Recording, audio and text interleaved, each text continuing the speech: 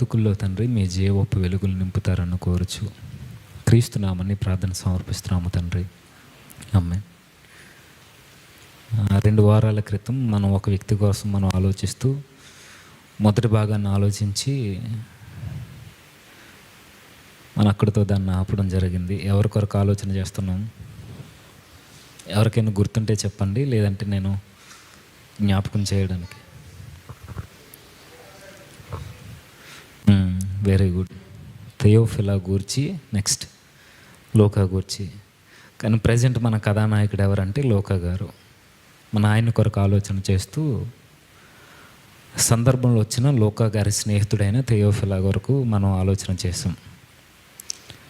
అయితే మీకు గుర్తుందో లేదో ఒక విషయం దగ్గర మనం ఆగాం.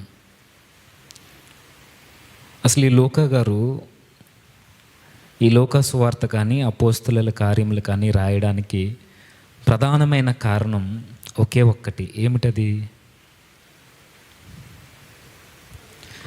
ఈ సువార్త రాయడానికి, అపోస్తుల కార్యములు రాయడానికి ఆయన చాలా కష్టపడ్డాడు. ఎన్నో పుస్తకాలు చదివాడైనా,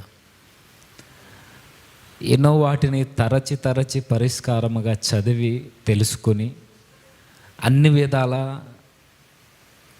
ప్రతి ఎవిడెన్స్ని సేకరించి ఈ లోక సువార్త రాశారు. అవన్నీ గతించిన తరగతిలో మనం మాట్లాడుకున్నాం. అయితే ఈయన ఇంత ప్రయాసపడడానికి కారణం ఏంటి? ఈయన ఉద్యోగాన్ని పక్కన పెట్టి, ఈయన గౌరవప్రదమైన అధికారాన్ని పక్కన పెట్టి, ఈయనకున్న పనులన్నీ పక్కన పెట్టుకొని ఈయన ఇంత ప్రయాసపడి లోక సువార్త, ఈ అపోస్తలుల కార్యములు రాయడానికి గల ప్రధానమైన కారణం ఏమని చెప్పుకున్నాం? చెప్పని పర్వాలేదు, మనకు అన్నీ గుర్తుంటే. కానీ అన్నిటికన్నా ప్రాముఖ్యంగా మనకు గుర్తుండాల్సింది వాక్యం అని మనం మర్చిపోతాం. మనం గుర్తుంచుకోవాల్సింది వాక్యం అని తెలుసు మనకి, కానీ గుర్తుండనేది కూడా వాక్యమే. ఎందుకంటే సాతానుగాడు లేదా ఈ లోకంలో బ్రతుకుతున్న మనం వాక్యాన్ని త్వరగా మర్చిపోవడం సహజం. ఏదేమైనా జ్ఞాపకం చేసుకుందాం. ఎందుకింత ప్రయాసపడ్డారంటే కారణం ఒకే ఒక్కటి. ఏమిటి అంటే, తన స్నేహితుడైన ఆ థెయోఫిలా గారి ఆత్మ నశించిపోవడం తనకిష్టం లేదు. ఈయన ప్రయాస వెనుకున్న బలమైన కారణం ఏంటంటే ఒకే ఒక్కటి. యేసుక్రీస్తు వారు ఎలా అయితే ఆత్మల కొరకు ఆయన ప్రయాస పడతారో, ఎలా అయితే 100 గొర్రెల్లో 1 గొర్రె తప్పుకుపోయినా ఆయనకి ఎలా అయితే ఆనందం ఉండదో, ఎలా అయితే సమరయ స్త్రీ దగ్గరికి ఆ ఒక్క ఆత్మను రక్షించడానికి ఎండవేళ వెళ్ళాడో, ఎలా అయితే పరిశుద్ధాత్మ సహాయంతో ఫిలిప్పు నపుంసకుని రక్షించడానికి పరుగున వెళ్ళాడో, అలాంటి మనసే మన ప్రభువు లాంటి మనసు ఈ లోకా గారిది. కేవలం ఒక్క ఆత్మను రక్షించడానికి ఆయన పడిన ప్రయాస అంతా ఇంత కాదు. ఎంత కష్టపడ్డాడనంటే ఒకసారి మనం జ్ఞాపకం చేసుకుందాం. లోకా సువార్త 1వ అధ్యాయం 1వ వచనం నుంచి. ఘనత వహించిన థెయోఫిలా ఆరంభము నుండి కన్నులారా చూచి వాక్య సేవకులైన వారు మనకు అప్పగించిన ప్రకారము మన మధ్యను నెరవేరిన కార్యములను గూర్చి వివరముగా వ్రాయుటకు అనేకులు పూనుకొన్నారు గనుక నీకు ఉపదేశింపబడిన సంగతులు నిశ్చయముగా జరిగినవని నీవు తెలుసుకొనుటకు వాటినన్నిటినీ మొదటి నుండి తరచి పరిష్కారముగా తెలుసుకుని ఉన్న నేనును నీ పేరట వాటిని గూర్చి వరుసగా రచించుట యుక్తమని నేను ఎంచితిని. ఈయన ఇంత ప్రయాసపడడానికి లేదా తరచి అప్పటికి రాయబడిన 100 సువార్తలు చదివి సత్యం పక్షాన నిలబడి, ఇదే సత్యము, ఆ నిజరక్షకుని కొరకు నీకు తెలియాలి అని అంటే, నేను రాస్తున్న థెయోఫిలా దీన్ని చదువు. దీన్ని చదివితే ఆ వచ్చిన ఆ యేసు అనే ఆ వ్యక్తి ఎవరో నీకు అర్థమవుద్ది. వచ్చిన ఆ వ్యక్తి మనుష్య కుమారుడిగా ఎలా పిలువబడ్డాడో అర్థమవుద్ది. వచ్చిన ఆయన సామాన్యుడు కాదు, ఆయన దేవుడన్న సంగతి నీకు అర్థమవుద్ది. ఇవన్నీ నీకు తెలియాలేనంటే నీకు చాలా పుస్తకాలు దొరుకుతాయి, కానీ అందులో ఎంత వాస్తవం ఉందో నేను చదివి చెబుతున్నాను. ఎవరికి ఊహలకు నచ్చింది వారు రాశారు, ఎవరికి తోచింది వారు రాశారు. నేను రాస్తున్న ప్రతి పదానికి, ప్రతి వచనానికి, ప్రతి భావానికి లేదా ప్రతి భాగానికి, ఆ సందర్భానికి పక్కా ఎవిడెన్స్తో రాస్తున్నాను థెయోఫిలా. కాబట్టి నువ్వు చదివి ప్రభు కొరకు తెలుసుకో అని చాలా ప్రయాసపడి ఈ సువార్త రాసి ఆ థెయోఫిలా గారికి పంపించారు. థెయోఫిలా అనగానే అర్థం ఏంటి? దేవుని ప్రేమించేవాడు. ఇప్పుడు ఈ సువార్త రాయబడింది ఎవరికి రాస్తారు లోకా గారు అని అంటే, థెయోఫిలా అని దేవుని ప్రేమించే తన స్నేహితుడికి రాశాడు. ఇప్పుడు ఆ థెయోఫిలా ఉన్నాడంటే ఇప్పుడు లేడు. ఇప్పుడు లేని ఆ సువార్త, ఆ పత్రిక, ఈ లెటర్ ఏదైతే ఉందో ఇప్పుడు మన చేతుల్లో ఉంది. ఇప్పుడు ఒక వ్యక్తికి రాయబడిన ఈ సువార్త ఎప్పటికీ మన చేతుల్లో ఉంది అని అంటే, ఈ సువార్త కేవలం లోకా గారు థెయోఫిలా గారు కొరకు రాయబడిందే కాదు, కానీ దేవుణ్ణి ఎందరైతే ప్రేమిస్తారో వారందరి కొరకు రాయబడిన సువార్తే ఈ లోక సువార్త. ఇదే కాదు అపోస్తల కార్యములు. అంటే బైబిల్ కానీ, ఈ సువార్తలు కానీ, ఈ వాక్య భాగాలు కానీ ఎవరి కొరకు రాయబడినవి, లేదా ఎవరి కొరకు ఈ అపోస్తలులు, ఈ ప్రవక్తలు వ్రాసిన ఈ రచనకారులు ఎవరైతే ఉన్నారో వీరందరూ ఎందుకు ప్రయాసపడ్డారంటే ఈ మాటను బట్టి చెప్పొచ్చు, ఎవరైతే దేవునిని ప్రేమిస్తారో వారందరికీ దేవుని ప్రేమను తెలియజేయడానికే వారు కష్టపడి గ్రంథాన్ని మన చేతుల్లో పెట్టడానికి వారు ఎంతో ప్రయాసపడ్డారు. విషయం ఏంటంటే, దేవుణ్ణి ప్రేమించే వారికి సువార్త రాశాడు. ఆ రోజు దేవుణ్ణి ప్రేమించే వ్యక్తి థెయోఫిలా. ఈరోజు దేవుణ్ణి ప్రేమించే వ్యక్తులు ఎవరున్నారు అని అంటే ప్రశ్నగానే మిగిలిపోద్ది. ఎందుకనంటే, ఈ పుస్తకం రాయడానికి సుమారుగా కొన్ని వందల పుస్తకాలు లోకా గారు చదివారు. కేవలం లోక సువార్త రాయడానికి, అపోస్తల కార్యాలు రాయడానికి మనకు కావలసిన మాటలు ఈ లోక సువార్త. ఈ ఒక్క పుస్తకం రాయడానికి వందల సువార్తలు చదివాడు, వందల పుస్తకాలు చదివాడు, ప్రతి ప్రదేశాన్ని తిరిగాడు, అందరి దగ్గర ఎవిడెన్స్ సేకరించాడు, అన్ని విధాల అన్నీ తెలుసుకుని క్రోడీకరించి ప్రతీది ఒక ఎవిడెన్స్తో మన మధ్య పెడితే ఆ రోజున్న థెయోఫిలా గారు చదివారు. కానీ ఇంత కష్టపడి రాసి మన చేతుల్లోకి పెట్టిన ఈరోజు దేవుణ్ణి ప్రేమిస్తున్నామని చెప్పుకునేవారు ఉన్నారు తప్ప, దేవుణ్ణి ప్రేమించేవారైతే ఈ గ్రంథాన్ని చదివేవారు మాత్రం లేరు. దేవుణ్ణి ప్రేమించేవారు చాలామంది ఉన్నారు, కానీ ఆయన్ని ప్రేమిస్తున్నామని చెప్పుకున్న వారు చేయాల్సిన పనులు చేసేవారు మాత్రం చాలా తక్కువ. అర్థమవుతుందో లేదో?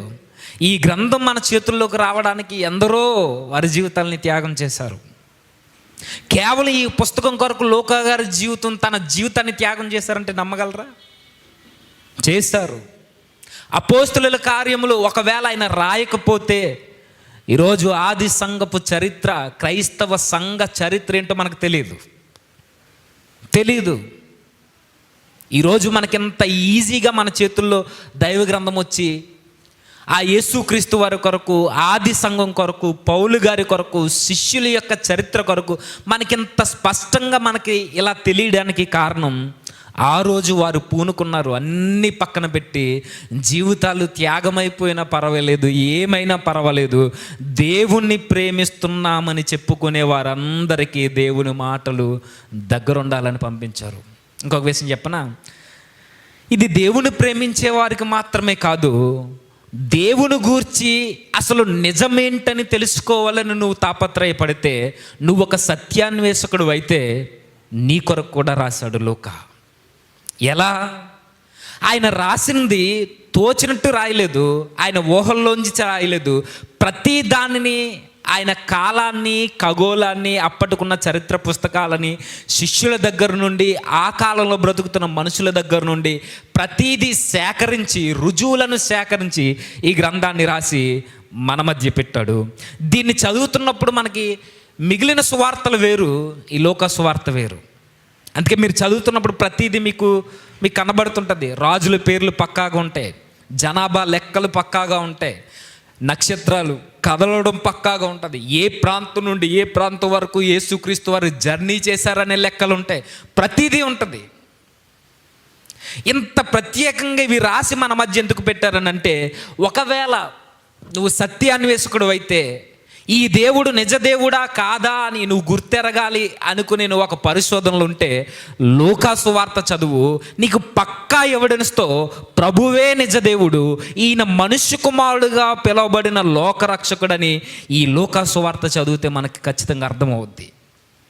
దేవుడు కూడా ఆయన గూర్చి తెలియజేయడానికి లేదా ఆయనను గుర్తించడానికి ఎవరైతే వెతుకుతారో వారందరికీ ఎవిడెన్స్ దగ్గరలోనే పెడతాడు. ఆయన్ని కనుగొనాలి, నేను దేవుణ్ణి తెలుసుకోవాలి, ఆయన ఎవరో నాకు తెలియాలని నువ్వు వెతికితే ఆయన్ని తెలుసుకోవడానికి రుజువులన్నీ నీకు దగ్గరగానే ఉంటాయి. ఆ రుజువులు ఎక్కడ దొరుకుతాయి అంటే ఈ లూకా సువార్త చదువు. ఇప్పటికీ భౌగోళికంగా, ఇప్పటికీ పురావస్తు తవ్వకాలలో లూకా సువార్తలో రాసిన ప్రతి ప్రాంతం మనకు కనబడుద్ది, ప్రతి సముద్రం, ప్రతి నది మనకు కనబడుద్ది. అంటే దేవుడు తన గురించి తెలుసుకునే వారికి ఆయన ఇచ్చిన గొప్ప అవకాశం, ఎవిడెన్స్ మన ముందే పెట్టాడు, మనకు కనబడుతుంది లూకా సువార్త. బాధాకరమైన పరిస్థితి ఏంటంటే దీన్ని చదివి మనం ప్రభు కొరకు తెలుసుకోవాలనే ఆలోచన ఈరోజు క్రైస్తవులకి లేదు. దేవుణ్ణి ప్రేమిస్తామని చెబుతాం, కానీ ప్రేమించేవారు మొట్టమొదట చేయాల్సింది లూకాగా రాసిన సువార్త చదవాలి. ఆ సువార్తలో ఉన్న ప్రభు ఏంటో నీకు అర్థం కావాలి. దేవుణ్ణి నువ్వు ఎలా ప్రేమించగలవు? ఆయన ఏంటో నీకు తెలిస్తే నువ్వు ప్రేమించగలవు, అంతేనా? ఆయన ఏంటో, ఆయన లక్షణాలు ఏంటో, ఆయన మన కొరకు ఏం చేశాడో, ఆయన ప్రేమ ఏంటో మనకు తెలియాలంటే అసలు ఆయన కొరకు ఎక్కడ దొరుకుతుంది ఆ ఇన్ఫర్మేషన్, అది మనకు తెలిస్తే దాన్ని చదివినప్పుడు ఆయన గుణగణాలు బయటపడితే ఆయన అర్థం చేసుకుంటాం, ఆయన ప్రేమను గుర్తెరుగుతాం. అప్పుడు మనం దేవుని ప్రేమించిన వారు మనం చెప్పుకుంటాం. ఇదేమీ లేకుండా కనీసం ప్రభు ఎవరో తెలియకుండా నేను ప్రభువుని ప్రేమిస్తున్నాను అనడం అది అమాయకత్వం.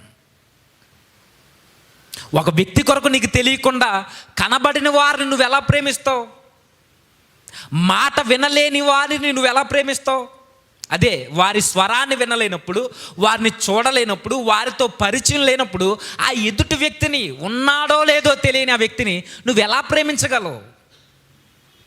ఒక పర్సన్ నీకు రిప్లై వస్తేనే ఆ పర్సన్ ఏంటో నీకు అర్థమవుద్ది, యవనస్తులకు అర్థమవుద్ది. మనం చాటింగ్ చేసేటప్పుడు ఏ వ్యక్తి లేకుండా మన వాట్సాప్ యూజర్లతో, లేదా ఇప్పుడు వచ్చింది కదా మెటా ఏ అని ఏదో వచ్చింది, దాన్ని లవ్ చేయగలవా? ఏం చేస్తావు? అది ఆర్టిఫిషియల్ ఇంటెలిజెంట్, అది దాన్ని ఎలా లవ్ చేస్తాం? దాన్ని లవ్ చేయం. కానీ ఒక మానవతా దృక్కోణంలో ఎవరైనా నీకు మెసేజ్ చేస్తే మానవులుగా వారితో సంభాషిస్తావు, వారితో మాట్లాడుతావు, వారి గురించి తెలుసుకుంటావు, వారిని చూస్తావు, వారి స్వరాన్ని వింటావు.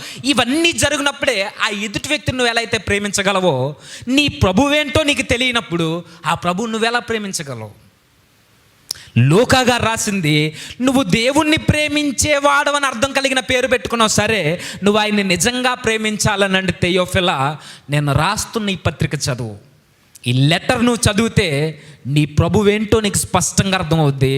అప్పుడు నువ్వు దేవుణ్ణి ప్రేమిస్తావు. ఇప్పుడు థెయోఫిలా గారు కాదు మనకు కావాల్సింది, ఇది దేవుణ్ణి ప్రేమిస్తున్నామని చెప్పుకుంటున్న వారికి కూడా రాయబడిన సువార్త, అనగా మనకి. ఇప్పుడు అడుగుతున్నాను, అసలు మన ప్రభు కొరకు మనకి ఏమైనా తెలుసా అంటే చాలామంది యవనస్తులకి ప్రభు కొరకు ఏం తెలియదండి. బాధపడాలో నవ్వాలో కూడా తెలియదు. మన దేవుని కొరకు మనకు తెలుసా అంటే ఏం తెలియదు. ఏం తెలుసు అని గట్టిగా మాట్లాడుకుంటే పరలోకం నుండి వచ్చాడండి ప్రభు, పశువుల పాకలో పుట్టారు, పుట్టిన ఆయన పెద్ద అయిన తర్వాత కలువరిగిరిలో చనిపోడు. ఈ రెండు ముక్కలు తప్ప ఇంకేం తెలియదు ఈరోజు యువతకి. ఈరోజు క్రిస్టియానిటీలో చాలామందికి అసలు ప్రభు అంటే ఏంటో తెలియదు, యేసు అంటే ఏంటో తెలియదు, క్రీస్తు అంటే ఏంటో తెలియదు, సిలువ అంటే ఏంటో తెలియదు, ఏమీ తెలియదు. మెడల్లో సిలువలు వేసుకుని తిరగడం తెలుసు, సిలువను టాటూలు వేయించుకుని తిరగడం తెలుసు, డీపీల్లో ప్రభువుని పెట్టడం తెలుసు, వాట్సాప్ స్టేటస్లో ఆ రింగ్ టోన్స్లో ఆ మ్యూజిక్ పెట్టుకోవడం తెలుసు తప్ప ప్రభు కొరకు మనకు తెలీదు. ఎంత తెలీదో చెప్పనా? ఒకరోజు మా స్నేహితుడు పెళ్ళికి వెళ్ళాం, నేను అన్నయ్య పిఠాపురం, చూస్తూనే ఉంటాడు అనుకుంటా. వెళ్ళిన తర్వాత పెళ్ళి జరుగుతుంది. పెళ్ళి జరుగుతున్నప్పుడు ఏ దైవజనులైనా తప్పకుండా చెప్పే రెఫరెన్స్ ఏంటి చెప్పండి? కొత్త నిబంధనలో ఎఫెసీ పత్రిక, ఎఫెసీనా ఫిలిప్పీ పత్రిక. ఈ పత్రిక తీయించి ఆ 5వ అధ్యాయం తీయమని చెప్పాడు అన్నయ్య. తీయమంటే ఇద్దరు పెళ్ళి కొడుకు పెళ్ళి కూతురు కూర్చున్నారు, నేను ఆ కింద కూర్చున్నాను. అన్నయ్య మెసేజ్ చెప్తున్నాడు, అందరూ చదువుతున్నారు, అందరూ చదివేసి అయిపోయింది, మెసేజ్ ముందుకు వెళ్ళిపోతుంది, వీళ్ళు ఇంకా బైబిల్ తిరగేస్తున్నారు. ఇది నవ్వుకోవడానికి కాదు కానీ ఇది బాధపడే విషయం. ఇది పైగా వారెవరు? సంఘంలో మెయిన్ రోల్ లీడ్ చేసేవాళ్ళు. ఆ చర్చి కాల్టెక్ చేసింది, ఆ పెయింట్లు వేసింది, ఆ డిజైన్ చేసింది అంతా అబ్బాయే. మా స్నేహితుడు, పేరు చెప్తే బాగోదని, అన్నీ వాడే చేస్తాడు. చక్కగా పాటలు పాడుద్ది అమ్మాయి, చర్చిలో అమ్మాయి. ఈ పత్రిక ఎక్కడుందో దొరకట్లేదు. పాత నిబంధనలు ఈడు ఎదుగుతుంటే ఈడు బైబిల్లో ఆ అమ్మాయి తొంగు చూస్తుంది. సిగ్గు కాదా? పని చేసినంత మాత్రాన ప్రభువుకు నచ్చేస్తాం అనుకోవడం అది అమాయకత్వం. అది కొత్త నిబంధనలో ఏ పుస్తకాలు ఉంటాయో తెలీదు, పాత నిబంధనలో ఏముంటుందో తెలీదు. చాలామంది ఫోన్లు చేసి అడుగుతుంటారండి. సౌలు అనే పేరు వినబడగానే చాలామందికి డౌట్ వచ్చేస్తుంది. ఏ సౌలు? ఆ సౌలా? ఈ సౌలా? ఈ సౌలుని తీసుకెళ్ళి ఏ సౌలు? పౌలు సౌలుగా ఉన్నప్పుడు తెలుసు కదా సౌలు గారు, మీరు కూడా నాకు చూస్తారు అలాగా. ఈ సౌలు గారిని ఎప్పుడో 1000 సంవత్సరాల క్రితం చనిపోయిన సౌలుగా చూసేవారు కూడా ఉన్నారు తెలుసా? ఏ సౌలు? ఆ సౌలు దావీదు మీద విషపు చూపు చూశాడే తన మామ, మొదటి రాజు ఇశ్రాయేలీలకి, ఎప్పుడో 1000 సంవత్సరాల క్రితం. ఆ సౌలు ఈ సౌలు ఒకరు అనుకునేవారు ఉన్నారు తెలుసా? దేవుణ్ణి ప్రేమిస్తామని చెబుతాం, దేవుడేంటో మనకు తెలియదు. దేవుడేంటో మనకు స్పష్టంగా తెలియాలనంటే ఈ గ్రంథాన్ని చదవాలి. చదివేవారు ఎవరున్నారండి? లేరు. గతించిన వారం కూడా అన్ని మెసేజ్లు మాట్లాడుతున్నారు. దేవునిని ఎలా అర్థం చేసుకోవాలో మనకు తెలియాలి అని అన్నా, దేవునికి దగ్గరగా మనం జరగాలి అని అన్నా, మన జీవితంలో నిజాయితీగా బ్రతికి ఇది నిజాయితీ అని మనకు తెలియాలన్నా ఏం చేస్తే తెలుస్తుంది? బైబిల్ చదివితేనే. మనం దేవునికి దగ్గర అవ్వాలనంటే దీన్ని చదివితేనే దేవునికి దగ్గర అవుతాం. కానీ చదివేవారు లేరు. కొంతమంది చదివేవారు ఉన్నారు. వాళ్ళు ఎలా చదువుతారు? క్యాలెండర్లో చదువుతారు, ఇలా ఓపెన్ చేసి చదువుతారు, హడావుడిగా చదువుతారు, లేదా రోజుకొక అధ్యాయం చదువుతారు. ఇంతే తప్ప అసలు ఆ అధ్యాయంలో జరుగుతున్న సందర్భం ఏంటి, వెనక జరిగిందేంటి, ముందు జరిగిందేంటి, ఎవరు చెబుతున్నారు, ఎవరు మాట్లాడుతున్నారు, ఏం జరుగుతుందని ఆ సిచ్యువేషన్ అర్థం చేసుకుని చదువుతూ ఈ సందర్భంలో నుండి ప్రభువు నాతో ఏం మాట్లాడుతున్నాడని గ్రహించేవారు లేరు. ఇలా రెఫరెన్స్ తీసి ఇది నా కొరకే అనుకుని చదివేవారు చాలామంది. ఇది కాదు కదా, ఇలా చదివితే ప్రభు ఏం అర్థమవుతాడు? నువ్వు దేవుణ్ణి ప్రేమిస్తే, నిజంగా నేను అడుగుతున్నాను మిమ్మల్ని అయినా నన్నైనా, మనం దేవుణ్ణి ప్రేమిస్తే ఆ దేవుని ప్రేమ ఏంటో నీకు అర్థం కావడానికి ముందు ఈ గ్రంథాన్ని చదవాలి. ఇది మన చేతుల్లో రావడానికి కొన్ని 100,000 మంది తలలు తెగివేయబడ్డాయి. ఇది మన చేతుల్లో ఈరోజు ఎంత సులభంగా పట్టుకుని కనీసం దీనికి గౌరవం ఇవ్వకుండా, దీన్ని తెరవడానికి కూడా ఇష్టం లేకుండా తీసుకెళ్ళి టీవీల మీద, ఫ్రిడ్జ్ల మీద, బీరువాల మీద పడేసి ఆదివారం దులుపుకుని వచ్చేసేవారు ఉన్నారు. దీని విలువ తెలియక, కేవలం దీని యొక్క విలువ తెలియక. ఇది పుస్తకంగానే చూడబడుతుంది తప్ప తల కింద పెట్టుకోవడానికి, తల పక్కన పెట్టుకోవడానికి, రోగగ్రస్తుల దగ్గర పెట్టుకోవడానికి దీన్ని ఒక చిహ్నంగా వాడుతున్నాం. కానీ ఇందులో నా దేవుడు ఉన్నాడు, నా దేవుడి మాటలు ఉన్నాయి, ఈ నాతో మాట్లాడితే అని ఆయనతో మాట్లాడేవారు లేరు. ఇది చదివితే ఏమవుద్ది? ఇందులో ప్రతి విషయం ఉంది. కుటుంబాల కొరకు ఉంది, యవనస్తుల కొరకు ఉంది, పెద్దవారి కొరకు ఉంది, పిల్లల కొరకు ఉంది, సమాజం కొరకు ఉంది, రాజకీయాల కొరకు ఉంది. ప్రతి దాని కొరకు ఇది ఉంది. మానవ జీవితంలో జరిగే ప్రతి కార్యక్రమం కొరకు దీనిలో ఉంది. జీవితం సంతోషంగా, నెమ్మదిగా, శాంతిగా ఉండాలంటే ఎలా ఉండాలి ఈ గ్రంథం చెప్పుద్ది. ఎలా లేకపోతే మన జీవితాలు చిందరవందర అయిపోతాయి ఈ గ్రంథం చెప్పుద్ది. సంతోషం ఎక్కడ దొరుకుద్దో, ఎక్కడుంటే ఆనందంగా ఉంటామో, ఎలా ఉంటే మన జీవితాలు బాగుంటాయి చెప్పుద్ది. కానీ దీన్ని మనసారా చదివేవారు మాత్రం లేరు. పేరుకి కొత్త బైబిల్ కొనుక్కుంటాం, ఆ కొత్త బైబిల్ 10 సంవత్సరాలైనా కొత్త బైబిలే మనకే కాదు. నలిగిపోయిన బైబిల్ లేవు. పేపర్లు తిరిగేస్తుంటే అంటుపోతుంటాయి మనవి. వస్తున్నాయా? దేవుడు కలుగజేసుకుని దేవుని ప్రేరణ చేత ఎందరో జీవితాల్ని త్యాగంగా పణంగా పెట్టి రాయబడిన గ్రంథం మన చేతుల్లోనికి వస్తే దీన్ని ఎంత చులకనగా చూస్తున్నాం ఈరోజు. దేవుడు మాట్లాడతాడండి. నిజంగా నీతో డైరెక్ట్గా స్వరం వచ్చి మాట్లాడకపోవచ్చు, నీకు దర్శనాలు కలగకపోవచ్చు, కానీ దీన్ని చదువు, దేవుడు మాట్లాడతాడు. ఆయన స్వరాన్ని వింటావు, నువ్వు వింటావు ఖచ్చితంగా. నీకు ఆయన స్వరాన్ని వినాలని నీకుంటే దీన్ని చదువు, మాట్లాడతాడు ఆయన. ప్రతి సందర్భంలో నుండి నీతో మాట్లాడే విషయాలు ఉంటాయి, అందరితో మాట్లాడతాడు ఆయన, కానీ చదవం. వాడుకైపోవాలి మన జీవితాల్లో. ఏముందండి, మన బాగా వచ్చిందండి మొన్నే ఫేస్బుక్లో నచ్చి పోస్ట్ చేసిన ఆ వీడియోని. ఈ మొబైల్ని ఎలా వాడుతున్నామో అంత ప్రియారిటీ ఇచ్చి బైబిల్ని వాడతామా? బాత్రూంలో ఉన్నా ఇది ఉంటుంది, డ్రైవింగ్లో ఉన్నా ఇది ఉంటుంది, మనం ఎక్కడున్నా ఇది ఉంటుంది. ఉదయాన్నే లేస్తే దీన్ని చూస్తాం, నైట్ నిద్రపోయేటప్పుడు దీన్ని చూస్తాం, మధ్యలో మెలకు వస్తే సెల్ ఎక్కడుందని ఎతుకుతాం. జస్ట్ పనిలో ఉన్నప్పుడు 5 నిమిషాలు ఖాళీ దొరికితే మొబైల్ పట్టుకుంటాం. ఎక్కడున్నా స్నానం చేసేటప్పుడు మనతో ఉంటుంది, ప్రతి చోట మనతోనే ఉంటుంది. ఇది మాత్రమే కథలని స్థానంలో ఉండిపోద్ది. అంటే ప్రతి చోట దీన్ని పెట్టమని కాదు, దీనికి ఇచ్చే ఇంపార్టెన్స్, దీనికి ఇచ్చే ప్రయారిటీ, దీనికి ఇచ్చే ప్రాధాన్యత దేవుని గ్రంథానికి లేదు ఈరోజు క్రిస్టియానిటీలో. ఇది రాయడానికి జీవితాలు పోగొట్టుకున్న వారు ఉన్నారు తప్ప కనీసం దీన్ని చదవడానికి సమయాన్ని ఇచ్చేవారు లేరు క్రిస్టియానిటీలో. లోక గారు చాలా కష్టపడి రాశారండి. జీవితాలు బాగోవాలంటే చెప్తున్నాను, దీన్ని చదవాలి. సమయం దొరికినప్పుడల్లా కాదు, సమయాన్ని కుదుర్చుకుని మరీ చదవాలి దైవ గ్రంథాన్ని. ఆయన ఏంటో నీకు అర్థమవుతాడు, ఆయన ప్రేమ ఏంటో నీకు అర్థమవుతుంది, ప్రభు ఏంటో తెలుస్తుంది. ఈరోజు మన ప్రభు కొరకు మనకు తెలియకపోతే మనం సిగ్గుపడాలి.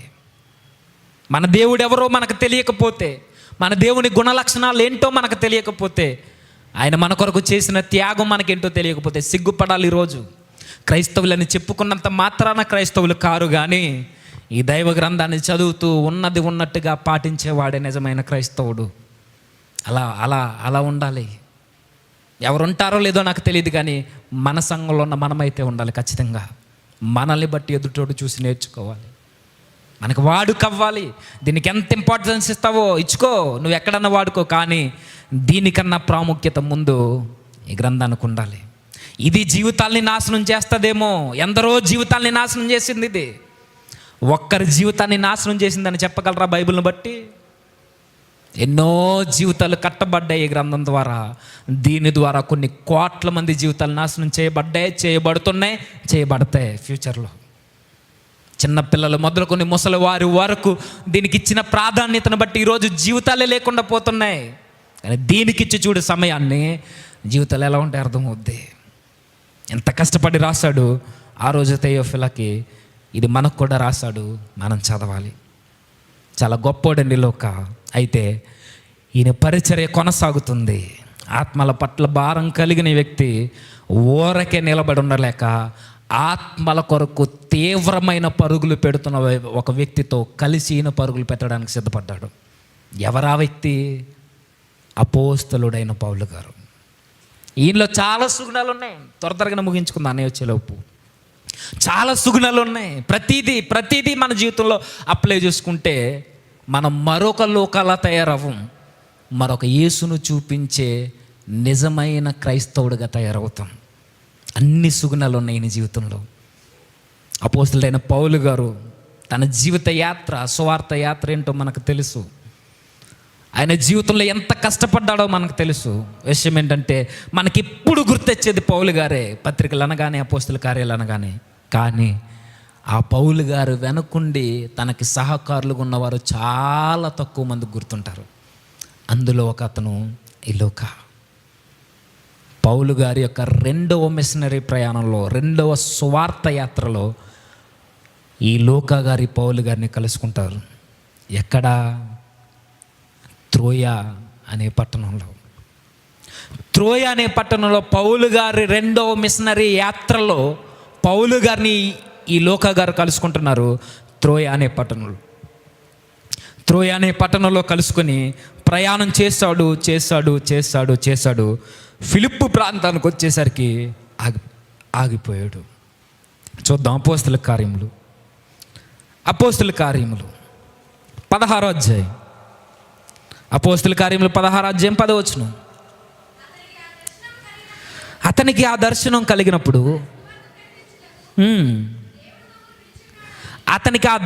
కలిగినప్పుడు వారికి సువార్త ప్రకటించుటకు దేవుడు మమ్మును పిలిచి ఉన్నాడని మేము నిశ్చయించుకుని వెంటనే మాసిదోనియాకు బయలుదేరుటకు యత్నము చేసిని. మొదటి అధ్యాయం నుండి 16వ అధ్యాయం వరకు లేదా 15వ అధ్యాయం వరకు మీరు చదవండి. ఎక్కడ మేము అనే పదాన్ని వాడరు. ఎవరు? ఈ గ్రంథకర్త ఎవరు? లూకా గారు. ఈ 16వ అధ్యాయం 10వ వచనానికి వచ్చేసరికి జరుగుతున్న సందర్భం, పౌలు గారు దెర్బేకి లుస్త్రాకు వచ్చిన తర్వాత, అక్కడ సువార్త జరిగిన తర్వాత, అక్కడి నుండి పౌలు గారిని పరిశుద్ధాత్మ ఆసియా ప్రాంతానికి వెళ్ళొద్దని వారిని బలవంతం చేసి వీరిని ఏర్పరచుకొని ఆసియాలో వాక్యం చెప్పకూడదని, 6వ వచనంలో వాక్యం చెప్పకూడదని పరిశుద్ధాత్మ వారిని ఆటంకపరిచినందున వారు ఫ్రుగియా గలతియా ప్రదేశముల ద్వారా వెళ్ళారు. ఎవరు? పౌలు తన సహచరులు. అప్పటికి లూకా గారు లేరు. అందుకే అక్కడ అంటున్నాడు వారు. ఎవరు?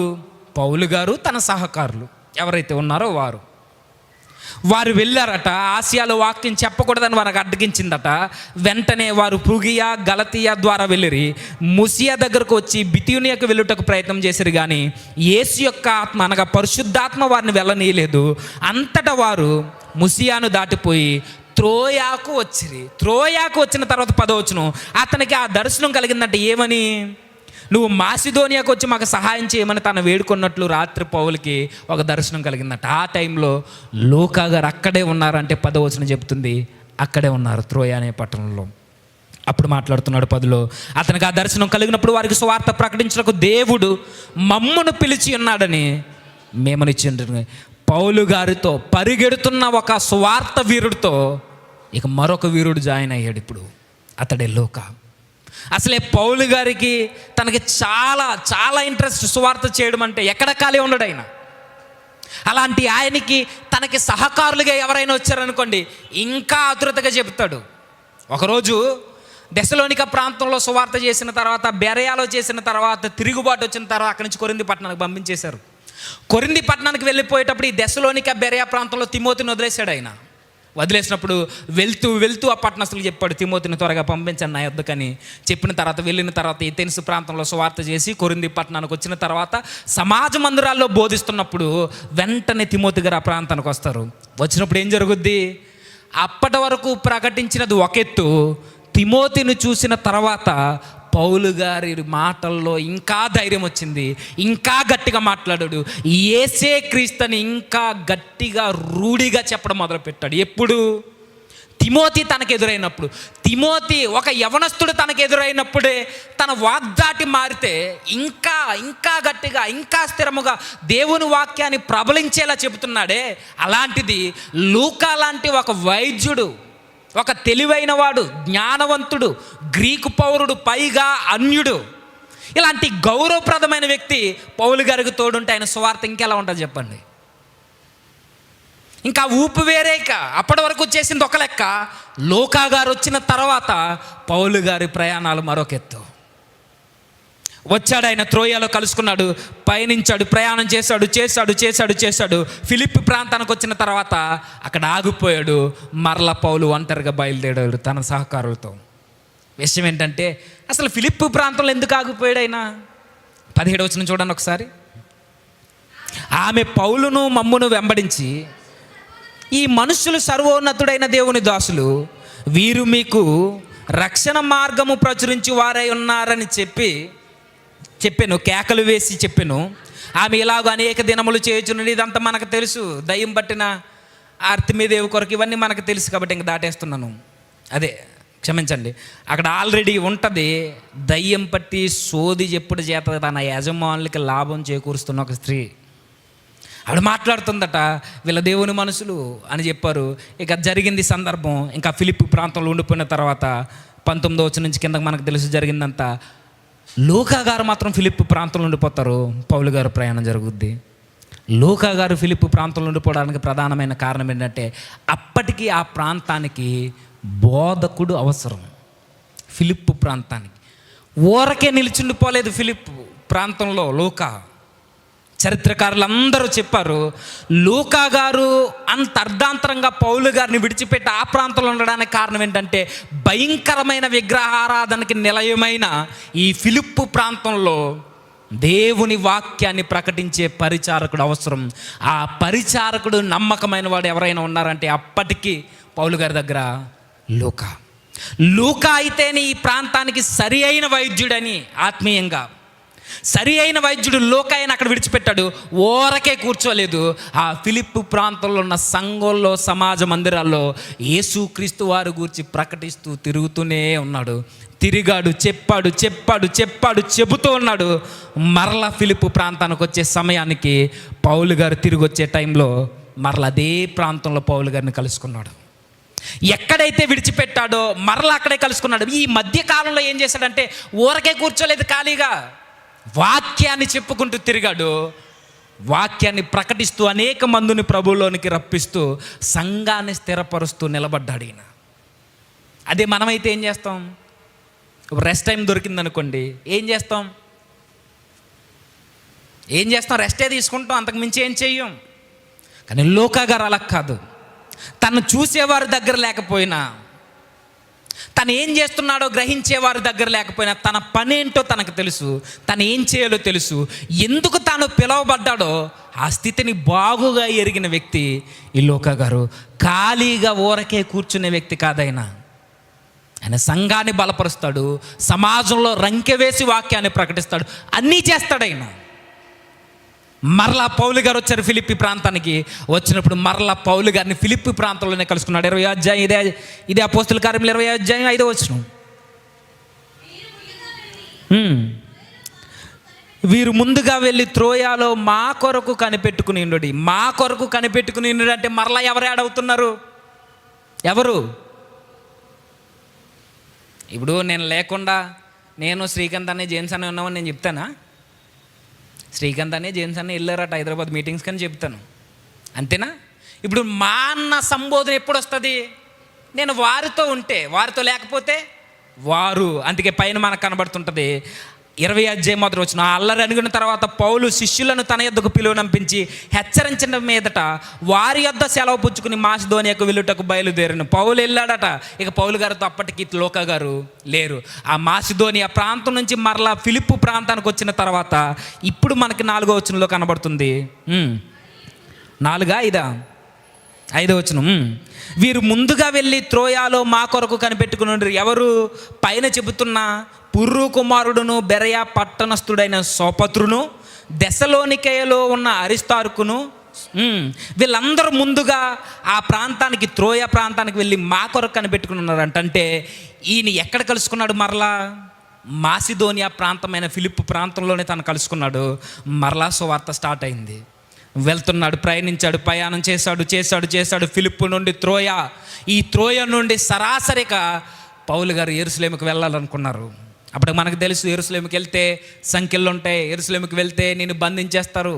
ఒక ప్రవక్త వచ్చి చెబుతాడు, అగబు అనే ఒక ప్రవక్త వచ్చి వెళ్ళొద్దు, వెళితే నీ కొరకు సంఖ్యలు పొంచి ఉన్నాయి పౌలా, వెళ్ళొద్దు, నడికట్టు బిగించుకుని చెబుతాడు, నిన్ను కొడతారు, నిన్ను చెరసాల్లో వేస్తారు, బంధిస్తారంటే పౌలు నా ఆత్మ పరితాపం పట్టలేకపోతుంది, నేను వెళ్తానంటే ఆ యెరూషలేము ప్రయాణంలో తోడున్న వ్యక్తి ఈ లూకా. ఇదే అధ్యాయం 21వ అధ్యాయం 18వ వచనం. ఇవన్నీ ఎందుకు చెప్తున్నాను మీకు అర్థం. 21వ అధ్యాయం 18వ వచనం. వారు తమ యొద్దకు వచ్చినప్పుడు వారితో ఇట్లా, నేను 17 మేము యెరూషలేమునకు వచ్చినప్పుడు సహోదరులు మమ్మను సంతోషముతో చేర్చుకున్నారు. 21వ అధ్యాయం 17వ వచనం. మేము యెరూషలేముకు వచ్చినప్పుడు సహోదరులు. మేము అనగానే మరలా ఈ పౌలు గారితో ఎవరు ఉన్నారంటే లూకా గారు ఉన్నారు.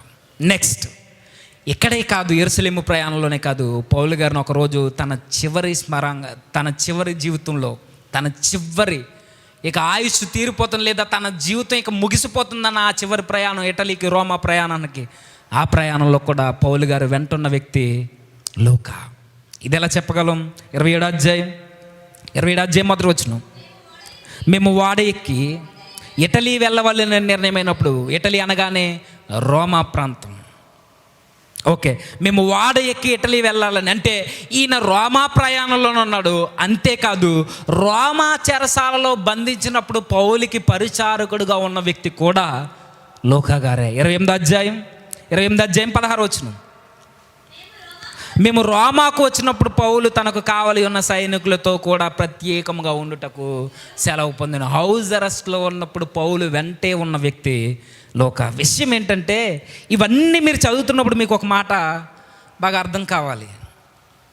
ఆయన రాస్తున్నప్పుడు పౌలు గారితో సువార్త యాత్రలో ఉన్నప్పుడు ఆయన పదే పదే నొక్కి చెప్పిన పదం ఏంటి?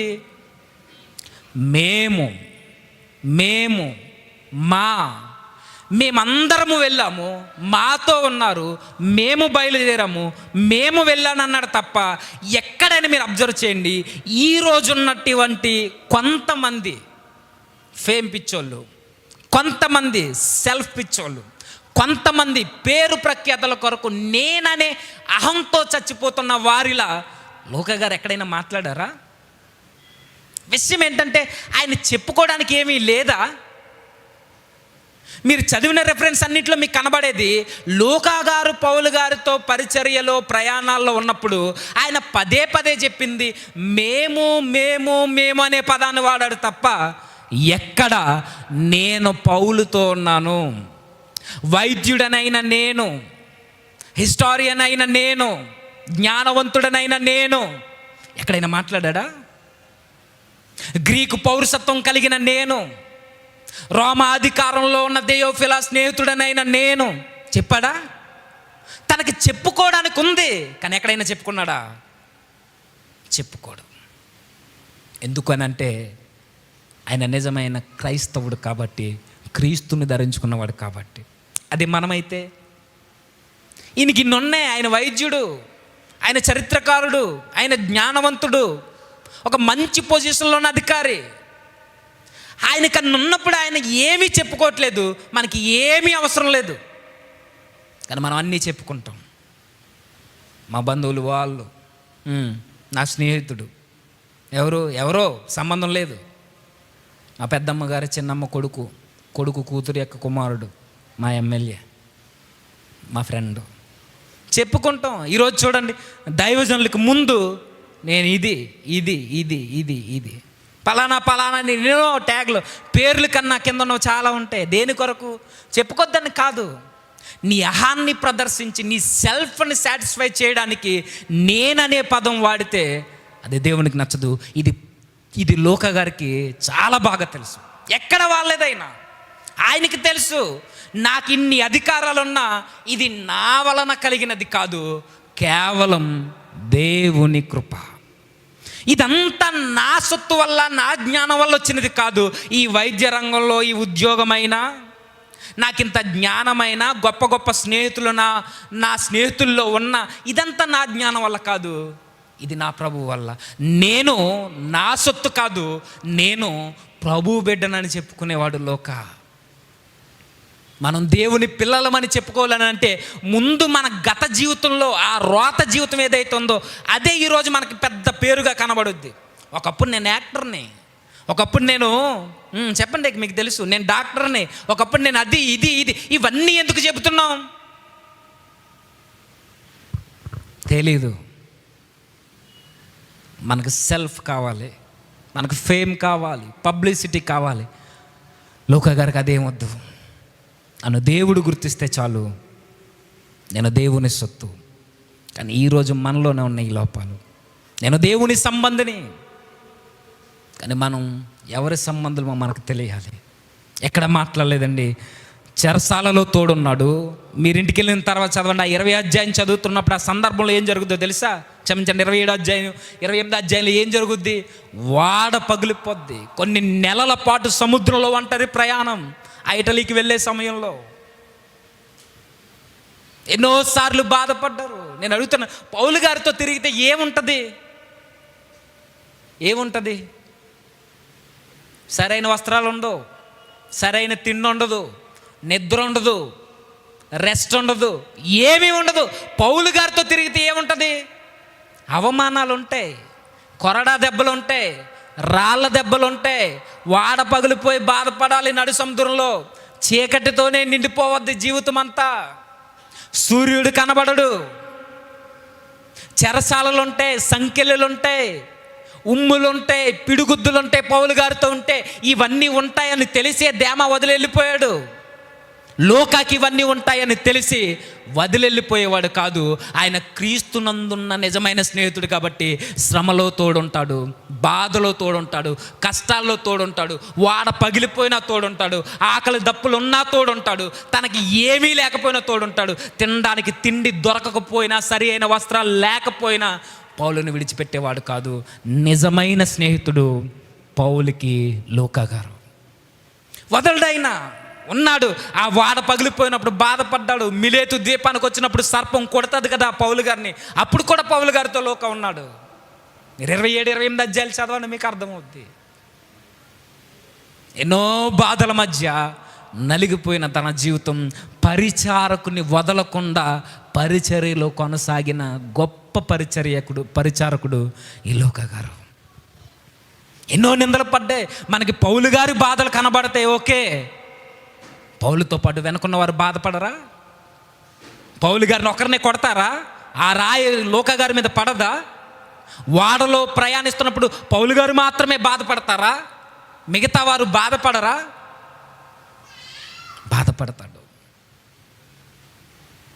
ఎన్నో బాధలు భరించాడండి. సంఘాన్ని చూసుకున్నాడు, అవమానాలు భరించాడు, తనకి గౌరవాన్ని తెచ్చే ఉద్యోగాల్ని పక్కన పెట్టాడు, అన్నీ పక్కన పెట్టి సేవలో పరుగులు పెట్టాడు. చివరికి పౌలు గారికి ప్రతిసారి వైద్యాన్ని అందించి తనని ఎప్పటికప్పుడు పురుగొలుపుతూ సేవలో నిలబెట్టడానికి కూడా తాపత్రయపడ్డాడు. ఇంత గొప్ప స్నేహితుడండి. ఎక్కడ నేను కనబడాలనే తత్వం లేదు, వెనకుండి నడిపించాడు. ఎన్నో కార్యాలు ఉన్నాయి ఆయన జీవితంలో. అహం లేదు, ఆత్మల సంపాదకుడు, నేను అని చెప్పుకునే గర్వంతో రగిలిపోయేవాడు కాదైనా. తోటి సేవకుడి ఇబ్బందులు ఉంటే వదిలేసి వెళ్ళిపోయేవాడు కాదు. దేమావలే చివరికి కొరింథీ సంఘానికి ఆయన పత్రిక రాస్తూ, మీ సంఘ యోగక్షేమాలు లేదా మీ సంఘం బాగోవాలనంటే తీతుతో పాటు మరొక వ్యక్తిని పంపిస్తున్నాం. పేరు రాయబడలేదు కానీ చరిత్రకారులందరూ చెబుతున్న మాట, ఆ వ్యక్తి ఎవరో కాదు, లూకా. 2 కొరింథీ పత్రిక, కొరింథీలకు రాసిన 2వ పత్రిక 8వ అధ్యాయం 8వ వచనం, 18వ వచనం. 2 కొరింథీ పత్రిక 8వ అధ్యాయం 18వ వచనం. మరియు సువార్త విషయము సంఘములన్నిటిలో ప్రసిద్ధి చెందిన సహోదరుని అతనితో కూడా పంపిస్తున్న. ఎవరితో? తీతు అనే వ్యక్తితో. 16వ వచనంలో తీతు అనే వ్యక్తితో, ఇదిగో నేను మరొక సహోదరుని పంపిస్తున్నాను. ఆయన ఎవరో కాదు, పేరు రాయబడలేదు కానీ ఆయన సంఘములన్నిటిలో ప్రసిద్ధి చెందిన వ్యక్తి లూకా. ఆయనైతేనే సంఘాన్ని సరిచేయగలడు, ఆయనైతే సంఘాన్ని కట్టగలడు. ఎలాంటి బాధలో ఉన్న వారినైనా, ఎలాంటి ఇబ్బందుల్లో ఉన్న వారినైనా విడిపించి ప్రభువుకు దగ్గర చేయగలడు. ఆయన సమర్థుడని గుర్తించి లూకాను పంపించాడు. అంతేకాదండి, లూకాకున్న గొప్ప పేరేంటో తెలుసా? ఆయన కొలసీలకు పత్రిక రాస్తూ చెప్తున్నాడు లూకా గారికి ఎంత ప్రాముఖ్యతనిచ్చాడంటే పౌలు గారు. కొలసీ పత్రిక 4వ అధ్యాయం, కొలసీలకు రాసిన పత్రిక 4వ అధ్యాయం 14వ వచనం. లూకాను ప్రియుడైన వైద్యుడు, లూకాను ప్రియుడైన వైద్యుడు. ఎవరి కొరకు చెప్పలేదండి ఇంత డేరుగా. ఎవరి కొరకు ఈయన నా ప్రియుడని పౌలు గారు చెప్పలేదు. ఆయనకు తెలుసు ఎవరిని స్నేహితులుగా ఎన్నుకోవాలో, ఎవరు ప్రియులో ఎవరు ముఖ్య స్నేహితులు ఆయనకు తెలుసు. తెలిసిన ఆయన లూకా ప్రియుడు. ఎక్కడో వినబడాలి. పౌలు గారు లూకాకు ప్రియుడైతే ఇదే ప్రియుడు అనే పదం యేసుక్రీస్తు వారి విషయంలో మనకు వినబడుద్ది. ఏమని? ఈయన నా దేవునికి ప్రియకుమారుడు యేసుక్రీస్తు వారు అయితే పౌలు గారికి మాత్రమే ప్రియకుమారుడు కాదు, సాక్షాత్తు పరమనందున్న ప్రభు కూడా లూకా ప్రియకుమారుడే. ప్రియుడట. ఎంత యథార్థంగా ఉంటే తను ఈ మాట చెప్పగలడు.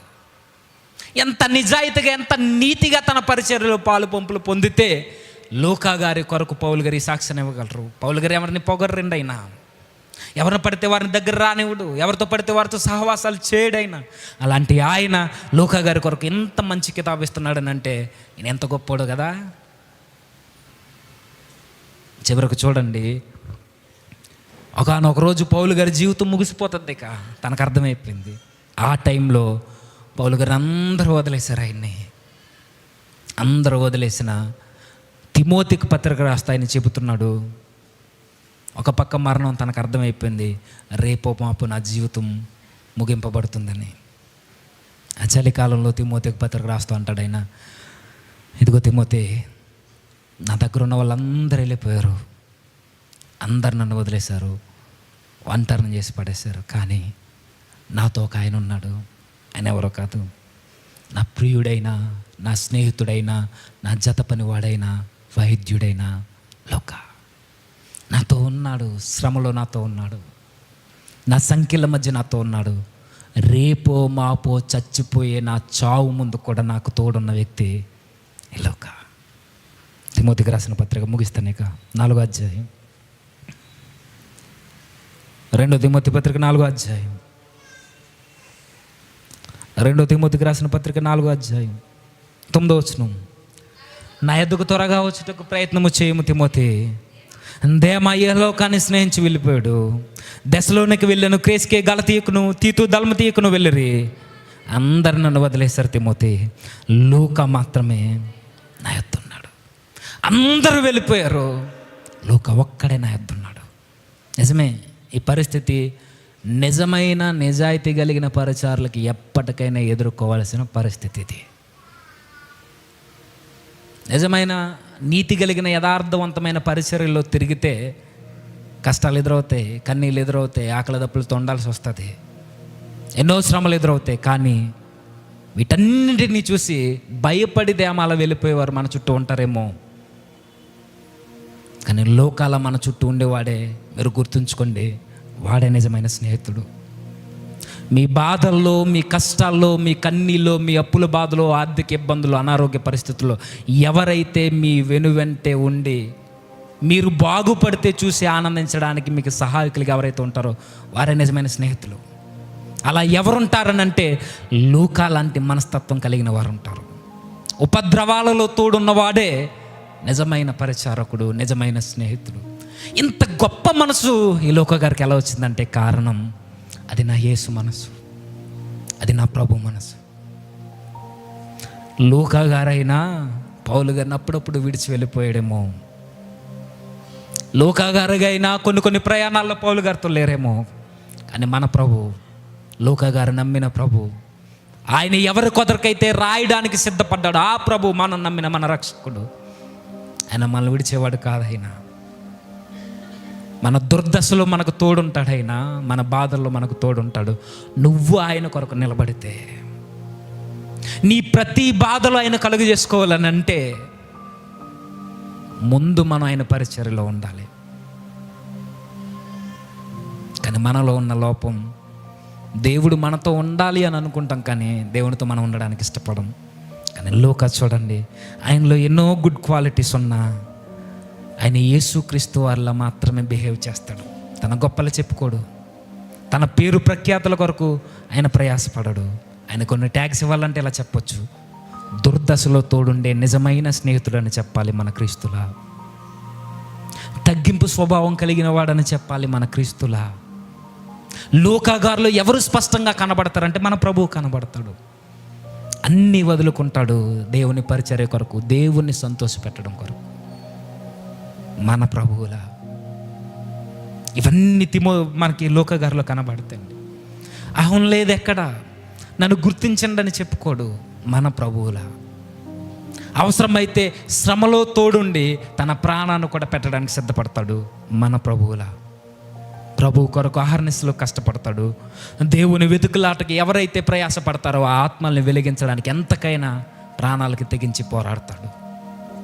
ఈ లక్షణాలన్నీ మన ప్రభువులో కనబడతాయి.